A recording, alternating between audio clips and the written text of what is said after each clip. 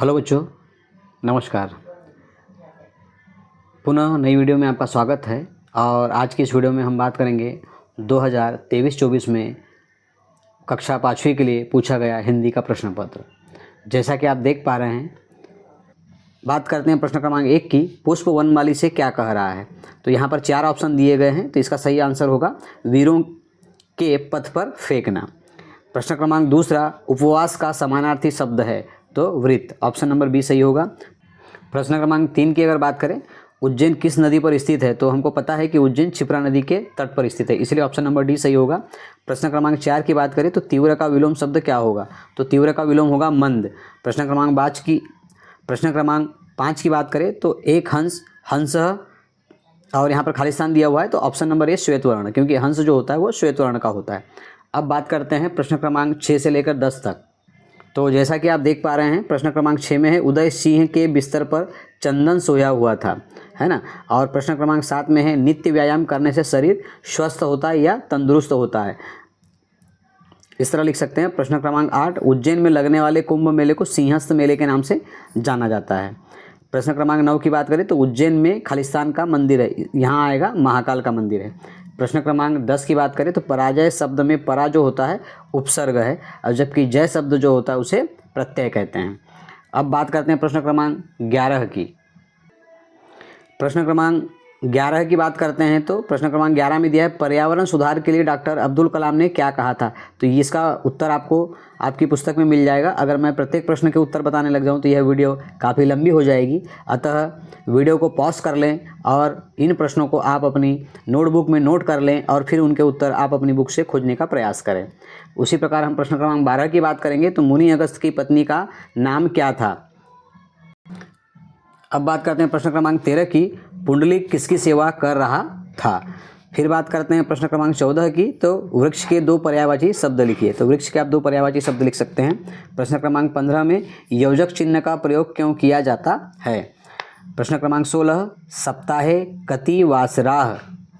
तो यह संस्कृत खंड वाला प्रश्न है। अब बात करते हैं प्रश्न क्रमांक 17 से 22 तक की। तो प्रश्न क्रमांक 17 में दिया हुआ है डॉक्टर भीमराव अंबेडकर का जन्म कब और कहाँ हुआ था? प्रश्न क्रमांक 18 में दिया हुआ है महिलाओं की सभा में अंबेडकर जी ने क्या कहा? प्रश्न क्रमांक 19 में दिया है पंचमढ़ी जो है किस लिए प्रसिद्ध है? तो इस तरह के सभी प्रश्नों के जो उत्तर है आप अपने पुस्तक में खोजने का प्रयास करें और वीडियो को कुछ देर के लिए पॉज कर लें और इन सवालों को ज़रूर नोट कर लें। प्रश्न क्रमांक 20 की बात करें कि विष दिए जाने वाले दिन सुकरात ने अपने शिष्यों को क्या शिक्षा दी?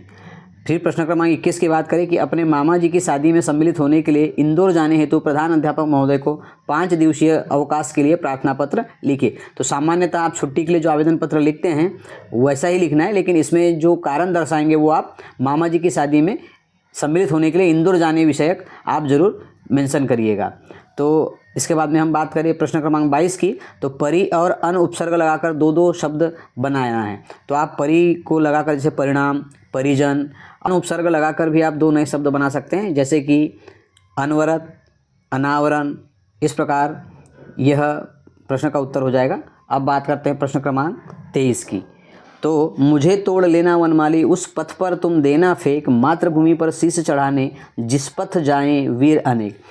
तो इस कविता की जो पंक्तियां दी गई है इसके ऊपर कुछ 3 प्रश्न दिए गए हैं।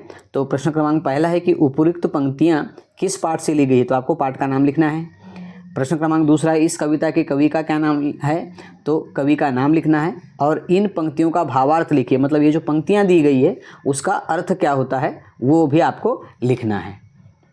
अब बात करते हैं प्रश्न क्रमांक 24 की। तो सुविकसित भारत का सपना साकार करने के लिए डॉक्टर अब्दुल कलाम ने बच्चों से कौन कौन सी अपेक्षाएं की है? तो डॉक्टर अब्दुल कलाम जी के द्वारा बच्चों से सुविकसित भारत बनाने के लिए कौन कौन सी अपेक्षाएं की गई थी उनको आपको लिखना है। प्रश्न क्रमांक 25, यह अपठित गद्यांश जो होता है इसको पढ़ना होता है और उसके द्वारा जो कुछ प्रश्न पूछे जाते हैं उनके उत्तर देने होते हैं। तो आप वीडियो को थोड़ी देर पॉज कर ले और इस गद्यांश को पढ़ ले और इन जो प्रश्न यहाँ पर दिए गए हैं उन प्रश्नों के उत्तर देने का प्रयास करें। इसी प्रकार अगर हम अंतिम प्रश्न क्रमांक 26 की बात करें तो प्रश्न क्रमांक 26 में मेरी माँ विषय पर निबंध लिखिए। चूँकि ये 5 नंबर का है तो कम से कम मेरी माँ विषय पर कम से कम 10 लाइनें अवश्य लिखे और बहुत ही सरल विषय दिया गया था जिस पर निबंध लिखना काफ़ी आसान था। तो आज की इस वीडियो में बस इतना ही। वीडियो अगर अच्छी लगी हो तो लाइक करें, दोस्तों के बीच शेयर करें और चैनल को सब्सक्राइब करें। धन्यवाद।